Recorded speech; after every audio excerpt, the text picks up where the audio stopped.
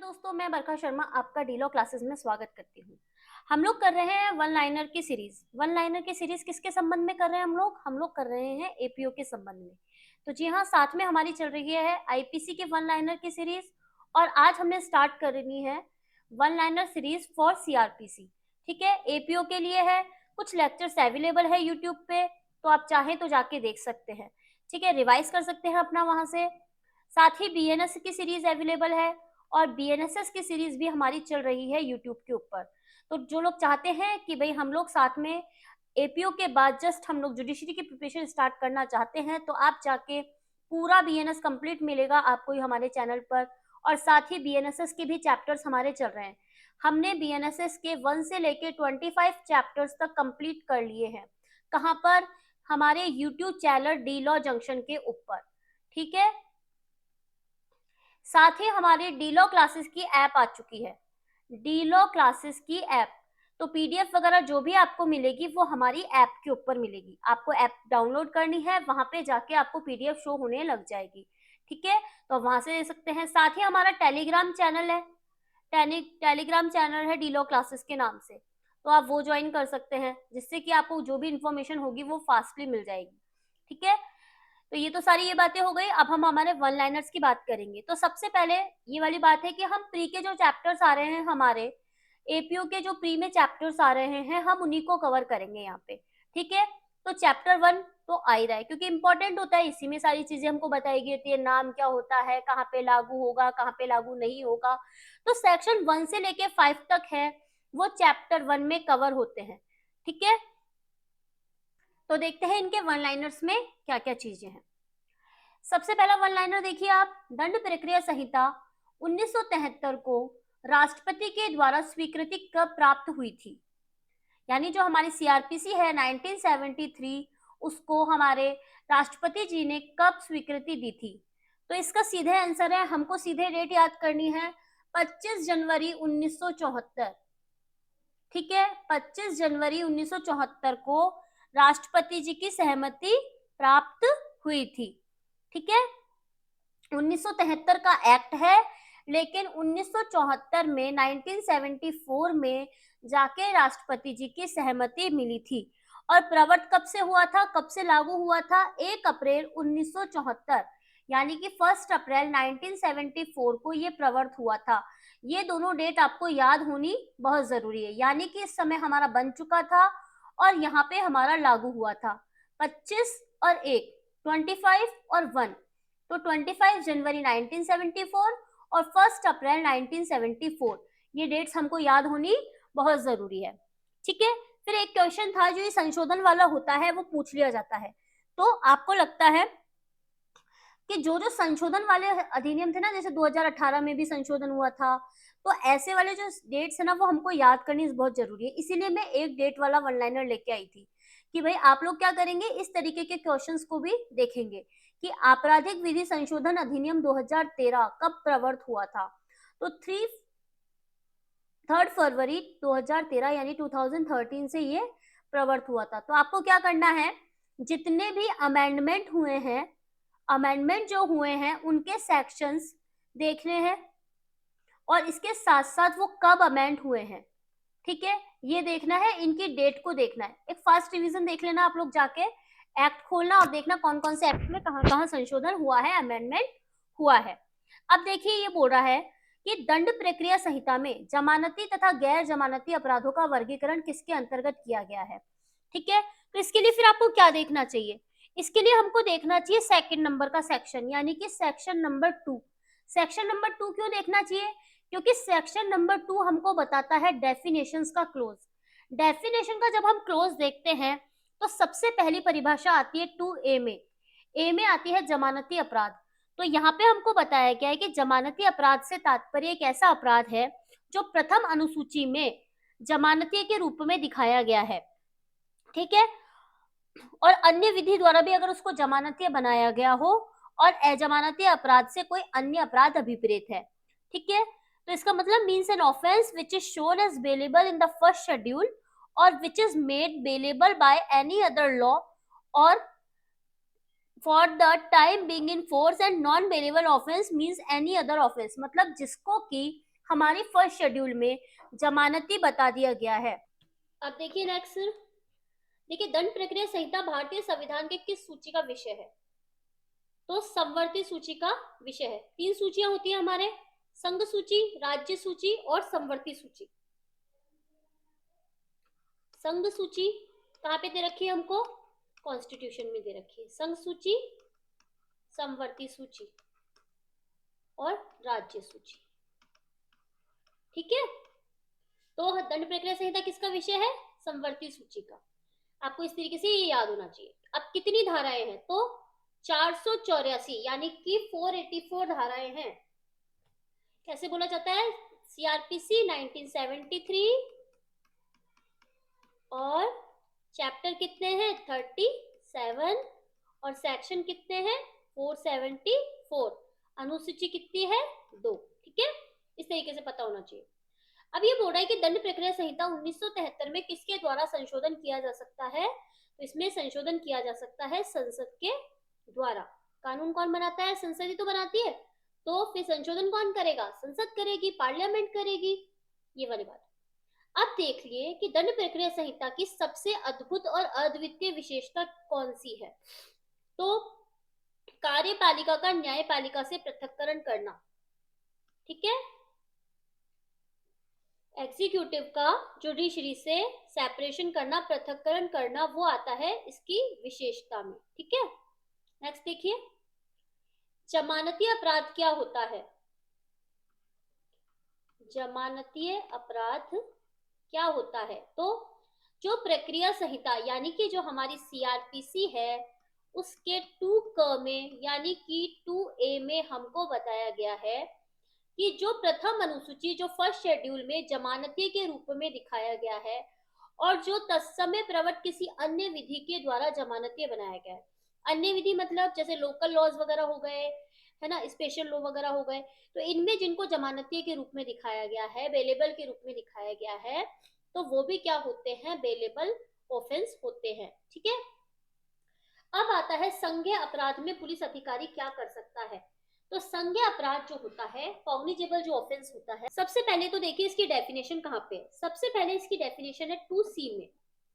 2C हमको बताता है कि संज्ञेय अपराध क्या होता है। सी से कॉग्निजेबल, सी से कॉग्निजेबल, ठीक है। तो संज्ञेय अपराध में जो पुलिस अधिकारी होता है वारंट के बिना गिरफ्तार कर सकता है।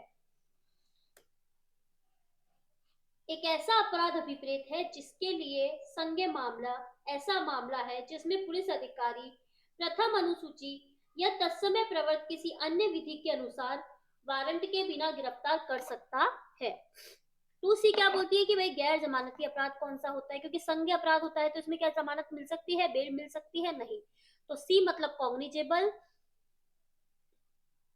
और कैसा अपराध होता है? गैर जमानती अपराध होता है। संज्ञेय अपराध की परिभाषा जैसे कि अभी तक हम देखते हुए आ रहे हैं कि 2C में दे रखी है। अब ये बोल रहा है कि परिवाद का सबसे आवश्यक तत्व कौन सा है? परिवाद कहाँ पे आता है?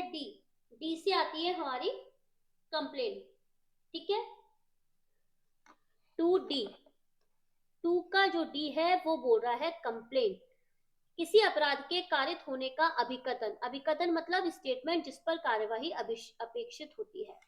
देखिए अब क्या बोल रहा है कि मजिस्ट्रेट के द्वारा कार्यवाही किए जाने की दृष्टि से मौखिक या लिखित रूप से किया गया कथन अभिप्रेत है। इसके द्वारा इसका मतलब क्या हो गया कि जो परिवाद होता है, कंप्लेन होती है, वो मजिस्ट्रेट के द्वारा मजिस्ट्रेट के समक्ष की जाती है और मौखिक या लिखित रूप से हो सकती है, ठीक है। और ये बताया जाता है कि किसी व्यक्ति ने, चाहे से वो ज्ञात हो या अज्ञात, ठीक है, उसने अपराध किया है और इसमें पुलिस रिपोर्ट शामिल नहीं होती। परिवाद में पुलिस रिपोर्ट शामिल नहीं है। Complaint means any allegation made orally or in writing to a magistrate with a view to his taking action under this code. Code means CRPC की बात हो रही है। That some person, whether known or unknown, has committed an offense but does not include a police report.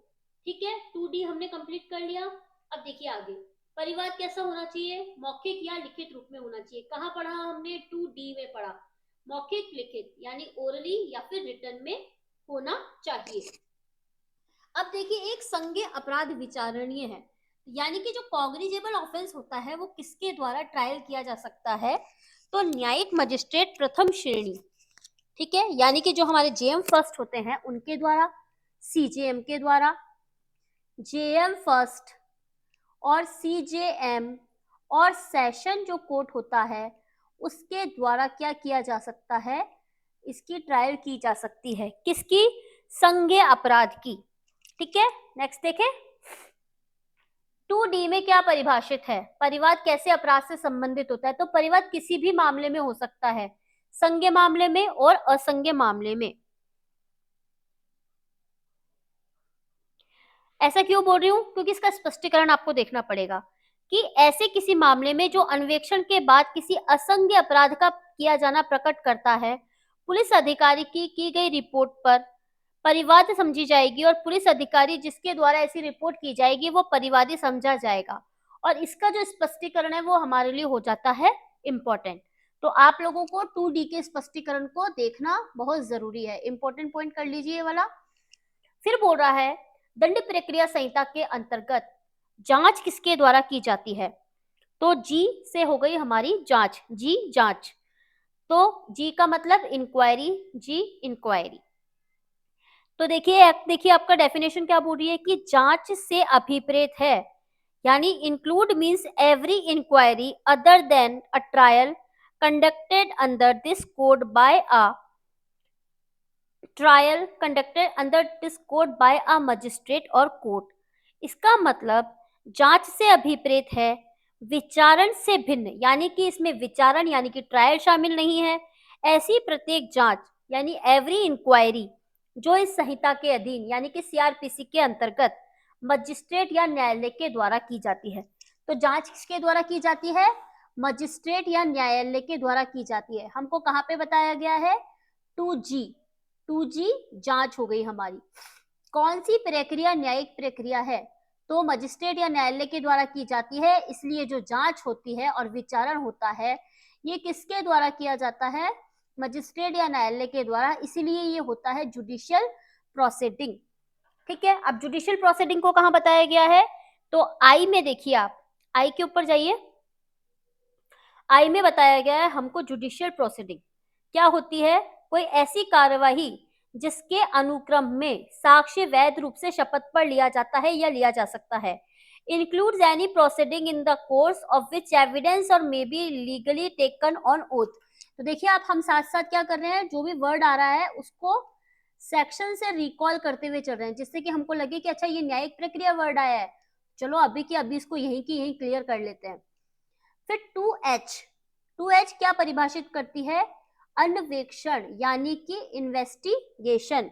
क्या होता है investigation, वे सब कार्रवाइयां यानी वो ऑल प्रोसीडिंग्स जो इस संहिता के अधीन यानी कि सीआरपीसी के अकॉर्डिंग पुलिस अधिकारी यानी किसके द्वारा की जाती है, पुलिस ऑफिसर के द्वारा या मजिस्ट्रेट से भिन्न, तो इसका मतलब मजिस्ट्रेट नहीं करता है, किसी ऐसे व्यक्ति के द्वारा जो मजिस्ट्रेट द्वारा इस निमित्त प्राधिकृत किया गया हो, पर मजिस्ट्रेट ने अदर पर्सन को कह रखा हो कि भाई तुम इन्वेस्टिगेशन कर सकते हो, तो वो जाके क्या करेगा, इन्वेस्टिगेशन करेगा।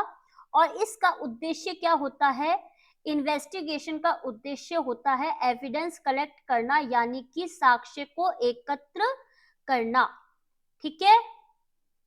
आ गया बात समझ में, इन्वेस्टिगेशन की बात की जा रही है, कौन सा चैप्टर आता है, चैप्टर नंबर आता है 12, ठीक है।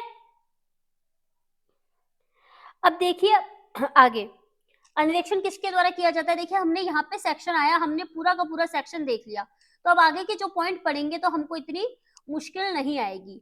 अन्वेषण किया जाता है, अभी अभी बताया था, पुलिस ऑफिसर के द्वारा अन्वेषण किया जाता है।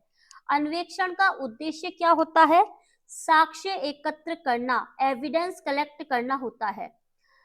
त्रुटिपूर्ण अन्वेषण से संबंधित है, देखिए एक केस लॉ भी आ गया इसके संबंध में, तो आपको इसका नाम ऐसे कैसे याद करना पड़ेगा, जाहिरा हबीबुल्ला शेख बनाम गुजरात राज्य। तो हबीबुल्ला शेख का केस किसके संबंध में है, त्रुटिपूर्ण अन्वेषण के संबंध में। चलिए बढ़ते हैं आगे।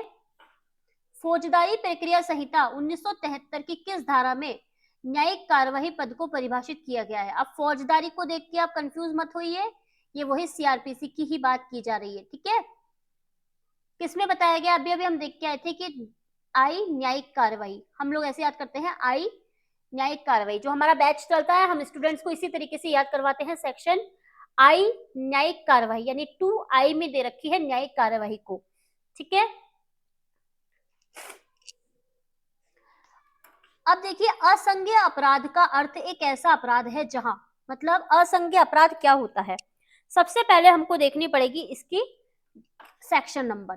तो 2L, एल से क्या हो गया, non cognizable offence, L non cognizable offence. और हमने संज्ञेय अपराध कहां पढ़ा था, 2C में, सी से क्या था कॉग्निजेबल, एल से हो गया नॉन कॉग्निजेबल। क्या होता है इसके अंतर्गत, पुलिस अधिकारी वारंट के बिना गिरफ्तार नहीं कर सकता, जबकि संज्ञेय अपराध में क्या होता था, वारंट के बिना गिरफ्तार कर रहा था। तो असंज्ञेय अपराध से एक ऐसा अपराध अभिप्रेत है जिसके लिए पुलिस अधिकारी को वारंट के बिना गिरफ्तार करने का प्राधिकार नहीं होता, यानी कि वारंट के साथ ही व्यक्ति को क्या कर सकता है, गिरफ्तार कर सकता है।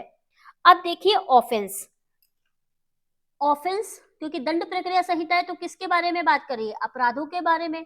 अपराध को कहां परिभाषित किया गया है, 2N में। 2N क्या बोल रहा है, सॉरी, N में हो गया हमारा ऑफेंस, ऑफेंस N से याद कर सकते हो आप, ठीक है। अपराध में क्या क्या बताया गया है, और जब हम आईपीसी को देखते हैं तो क्या बताता है, आईपीसी को देखते हैं हम तो सेक्शन नंबर आता है 40, वो भी किसकी बात करता है, अपराध की डेफिनेशन की। तो हमको कनेक्ट करते हुए पढ़ना है इसको। अपराध क्या होता है, ऐसा कार्य या लोप, ठीक है, कार्य क्या होता है एक्ट, और लोप यानी कि होता है ओमिशन, जो किसी विधि के द्वारा दंडनीय बना दिया गया हो। और इसमें पशु अत्याचार अधिनियम 1871 की सेक्शन 20 के अधीन अगर कोई परिवाद किया जाता है तो वो भी शामिल किया जाता है। कहां पे डिफाइन किया गया, 2N के अंतर्गत। असंज्ञेय अपराध की प्रकृति क्या होती है, तो असंज्ञेय यानी कि नॉन कॉग्निजेबल ऑफेंस, जो कि अभी हमने 2L में देखा था, उसकी जो प्रकृति होती है, नेचर होता है जमानतीय यानी कि बेलेबल होता है, और जनरल होता है यानी कि सामान्य होता है। समन मामले का क्या अर्थ है, यानी कि समन मामला क्या होता है, तो देखिए कहां डिफाइन किया गया है इसको, समन मामले को 2W में डिफाइन किया गया है, 2W। तो डेफिनेशन जो दे रखी है वो ऐसे बोल रहा है कि समन मामला वो है जो वारंट मामला नहीं है। तो इसके लिए आपको क्या देखना चाहिए, वारंट मामले को देखना चाहिए। वारंट मामला कहां दे रखा है हमको, 2X में, 2X में देखेंगे तो क्या बोल रहा है कि वारंट मामला से एक ऐसा मामला है जिसमें मृत्यु, आजीवन या 2 वर्ष से अधिक की अवधि के कारावास से दंडनीय किसी अपराध से संबंधित है। यानी जो वारंट मामला होगा उसमें मृत्यु होनी चाहिए, डेथ होनी चाहिए, आजीवन कारावास दिया जाना चाहिए, और 2 वर्ष से अधिक का कारावास दिया जाना चाहिए, तो वो वारंट मामला हो जाएगा। पर जो 2 वर्ष से कम का होगा, यानी 2 वर्ष तक का कारावास और जुर्माना होगा, वो समन मामले में आ जाएगा।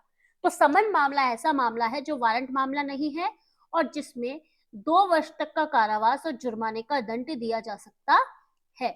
आई बात समझ में, देखिए यहाँ पे लिख भी रहा है, समन मामले का अर्थ है एक ऐसा मामला जो दंडनीय है, पनिशेबल है, 2 वर्ष से अनधिक, 2 वर्ष से अनधिक का मतलब हो गया 2 वर्ष तक का, यानी समन मामले में 2 वर्ष तक के कारावास तक की सजा दी जा सकती है। अब जो 2 वर्ष से अधिक के मामले हो गए वो जाएंगे हमारे वारंट मामले में। कहां पे बताया गया है, 2X में, ठीक है। आई बात समझ में। अब देखिए आहत कौन सी धारा में परिभाषित किया गया है, आहत का मतलब हो जाता है पीड़ित, यानी कि विक्टिम। विक्टिम को कहां परिभाषित किया गया है, WA में। क्या बोल रहा है, एक ऐसा व्यक्ति है जिसे उस कार्य या लोप के कारण, मतलब एक व्यक्ति ने किसी के कोई कार्य किया या उस कार्य को नहीं किया, उसके फलस्वरूप क्या हुआ, उसको हानि हुई, हार्म हुआ, कोई क्षति हो गई, इंजरी हो गई, तो जिससे क्या हो गया, जिसके लिए अभियुक्त व्यक्ति पर आरोप लगाया गया है, और साथ ही पीड़ित में उसका विधिक संरक्षक या जो संरक्षक होता है वो भी शामिल होता है। तो पीड़ित व्यक्ति कौन हो गया, व्यक्ति स्वयं जिसको की हानि हुई है, उसका कोई संरक्षक या फिर उसका कोई विधिक वारिस, ये क्या होते हैं, पीड़ित के अंतर्गत माने जाते हैं। आई बात समझ में? टू भ का मतलब हो गया वारंट केस की बात की जा रही है, यानी कि डब्ल्यू, सॉरी एक्स। तो क्या बोल रहा है कि वारंट केस को परिभाषित किया गया है, यह एक ऐसा मामला है जिसमें अपराध मृत्यु, आजीवन कारावास या ऐसी सजा से दंडनीय है जो 2 वर्ष कारावास से अधिक की हो, यानी कि 2 वर्ष से तो अधिक का कारावास होना चाहिए और मृत्यु दी जा सकती हो, एलआई दी जा सकती हो, उस कारावास से दंडनीय हो, तो क्या कहा जाएगा कि ये वो है वारंट मामला। अब ये देखिए मैंने आपको बताया था संशोधन वाला, तो एक क्वेश्चन और आ गया संशोधन पे कि जो दंड प्रक्रिया संहिता संशोधन अधिनियम है 2005 का, ये कब राष्ट्रपति की इनको सहमति मिली थी? तो मिली थी इनको इस संशोधन को सहमति मिली थी 23 जून 2005 को। ठीक है, तो ये तो थी हमारी कुछ इंपॉर्टेंट वन लाइनर्स। एक बार जल्दी से एक ओवरव्यू लेते हैं हमारे सेक्शंस का। कौन से सेक्शंस? जो कि हमको डेफिनेशन में बता रखे हैं, क्योंकि डेफिनेशन वाले क्लॉज से क्या होता है, क्वेश्चन आ सकते हैं। तो 2A में क्या आ गया? Bailable offence. A bailable offence, B charge, C cognizable offence. फिर इसके बाद आ गया डी में कंप्लेन, फिर आ गया ई से हाई कोर्ट, फिर इसके बाद एफ से आ गया इंडिया, जी से आ गई हमारी इंक्वायरी, एच से आ गया हमारा अन्वेषण यानी कि इन्वेस्टिगेशन, आई से आ गई हमारी जुडिशियल प्रोसीडिंग, जे से आ गया हमारा लोकल जुरिस्डिक्शन स्थानीय अधिकारिता, के में आता है हमारा मेट्रोपॉलिटन एरिया। इसको हमको किसके साथ कनेक्ट करना चाहिए? 2K को हमको कनेक्ट करना चाहिए सेक्शन 8 के साथ में, क्योंकि वहां पे बताया गया है कि जहां पे 10 लाख से अधिक की जनसंख्या होती है उस क्षेत्र को महानगर क्षेत्र घोषित किया जाता है। फिर आ जाता है हमारा नोटिफिकेशन। अधिसूचना कौन सी होती है? जो राजपत्र में परिभाषित हो, प्रकाशित हो, सॉरी। फिर उसके बाद आता है एन से ऑफेंस, फिर इसके बाद आता है पुलिस थाने का भारसाधक अधिकारी, पीओ यानी कि पुलिस ऑफिसर। प्लेस में कौन कौन सी चीज आती है ये भी हमारे लिए इंपॉर्टेंट होता है कि गृह भवन तंबू यान यानी हाउस बिल्डिंग और टेंट वगैरह जो होते हैं, वेसल वगैरह होते हैं, उनको भी स्थान में शामिल किया जाता है। पी से प्लेस। फिर इसके बाद क्यू से हो गया प्लीडर। अब हम एपीयू का एग्जाम देने जाएंगे तो प्लीडर हमारे लिए इंपॉर्टेंट हो जाता है। विधि का व्यवसाय करने के लिए प्राधिकृत व्यक्ति और ऐसा व्यक्ति जिसको कि कोर्ट ने सहमति दी हो कि भाई तुम विधिक की प्रोसीडिंग कर सकते हो। फिर इसके बाद देखिए आर से पुलिस रिपोर्ट। पुलिस रिपोर्ट क्या होती है? जो सेक्शन 173 के क्लॉज 2 में मजिस्ट्रेट को भेजी जाती है। पीआर क्या होती है? 173 के क्लॉज 2 में मजिस्ट्रेट को भेजी जाती है। ठीक है, विहित क्या होते हैं? जो नियम वगैरह बनाए गए होते हैं। अब एक यू देखना जरूरी है हमारे लिए, यू पब्लिक प्रोसिक्यूटर, यूपीपी ऐसे करके याद करते हैं हम लोग। यूपीपी कैसे? लोक अभियोजक कौन होता है? जो 24 के अधीन नियुक्त व्यक्ति है और जो ऐसा व्यक्ति है जो लोक अभियोजक के जो निर्देश वगैरह होते हैं, डायरेक्शन वगैरह होते हैं, उसके अंतर्गत काम करता है। अब देखिए वी से आ गया sub division, we sub division, तो इसमें जिले के उपखंड वगैरह आते हैं। डब्ल्यू हमने बात कर ही ली थी समन मामले की। डब्ल्यू ए में पीड़ित आ गया था, आहत व्यक्ति आ गया था। एक्स में आ गया था हमारा वारंट मामला। और फिर इसके बाद एक वाई और आता है। वाई क्या बोलता है कि वो जो शब्द हैं जो यहाँ पे हमको परिभाषित नहीं किए गए हैं तो उनका वही अर्थ होगा जो कि आईपीसी में दिया गया है। जैसे कि मान लीजिए चोरी वर्ड यहाँ पे यूज कर लिया गया है, तो चोरी का वही अर्थ होगा जो कि आईपीसी में बताया गया है। कार्य या लोप का वही अर्थ होगा जो कि हमको आईपीसी में बताया गया है। स्त्री का वही शब्द होगा जो कि हमको आईपीसी में बताया गया है। सेक्शन 3 क्या बोलता है? निर्देशों का अर्थ लगाना। और फिर सेक्शन 4 और 5 की बात आती है तो जो बोलता है भारतीय दंड संहिता और अन्य विधियों के अधीन विचारण। ये तो 4 में हो गया, ठीक है। और 5 में आ गई व्यावृत्ति, ठीक है, सेविंग्स की बात करता है। और एक बार हल्का सा फर्स्ट सेक्शन को भी देख लेते हैं, क्योंकि हमने क्या सेकंड सेक्शन से डेफिनेशन के क्लोजेस को उठाया था, तो जब हमने कंप्लीट किया ही है तो इसको ले लेते हैं फर्स्ट सेक्शन को भी। क्या बोल रहा है? संक्षिप्त नाम, विस्तार और प्रारंभ। क्या नाम है? दंड प्रक्रिया संहिता 1973। इसका विस्तार कहाँ पे है? संपूर्ण भारत पर। कब से? 31 अक्टूबर 2019 से संपूर्ण भारत पर विस्तार है। पहले इसमें जम्मू कश्मीर इंक्लूड था, अब इसमें जम्मू कश्मीर, मतलब पहले नहीं था और अब इसमें इंक्लूड है जम्मू कश्मीर। ठीक है, और इसमें जो 8, 10 और 11, 8, 10 और 11 से जो संबंधित चैप्टर है वो नागालैंड राज्य को और जनजातीय क्षेत्रों को लागू नहीं होते। ठीक है, परंतु क्या कर सकती है, अगर किसी राज्य सरकार को लगता है कि हमको इनको अलाउ करना चाहिए तो वो क्या कर सकती है, राजपत्र में अधिसूचना द्वारा इनको लागू कर सकती है। तो ये तो बात हुई हमारे आज सीआरपीसी के फर्स्ट क्लास की वन लाइनर की थी। जो चैप्टर किसकी बात की थी हम लोगों ने, चैप्टर नंबर 1 की। तो उम्मीद करती हूँ आपको मेरे द्वारा किया गया प्रयास पसंद आ रहा होगा। आपको अगर ये अच्छा लग रहा है तो आप इसको लाइक कीजिए, शेयर कीजिए और सब्सक्राइब कीजिए। ठीक है, सब्सक्राइब करना है आपको। आपके लिए बहुत मेहनत की जा रही है तो प्लीज आप इसको ज्यादा से ज्यादा शेयर कीजिए। देखिए, बड़े चैनलों को तो सभी लोग सपोर्ट करते हैं। अगर हमने अभी चैनल स्टार्ट किया है तो अगर आप हम लोगों को भी सपोर्ट करेंगे तो हमको भी मोटिवेशन मिलेगा कि भाई आप लोगों के लिए इस तरीके से अलग अलग तरीके से प्रयास किए जाए। तो प्लीज आप इसको लाइक कीजिए, शेयर कीजिए, सब्सक्राइब कीजिए। और अगर आपको अच्छा लग रहा है तो आप मुझे कमेंट में भी बता सकते हैं, तो फिर मेरे को मोटिवेशन मिलेगा कि हाँ ठीक है मैम, मैं आपके लोगों के लिए और अच्छी सीरीज वगैरह लेके आऊँ और अच्छा प्रयास करूँ। ठीक है, तो जुड़े रहिए डीलो क्लासेस के साथ में। मिलते हैं नए लेक्चर के साथ। Thank you so much.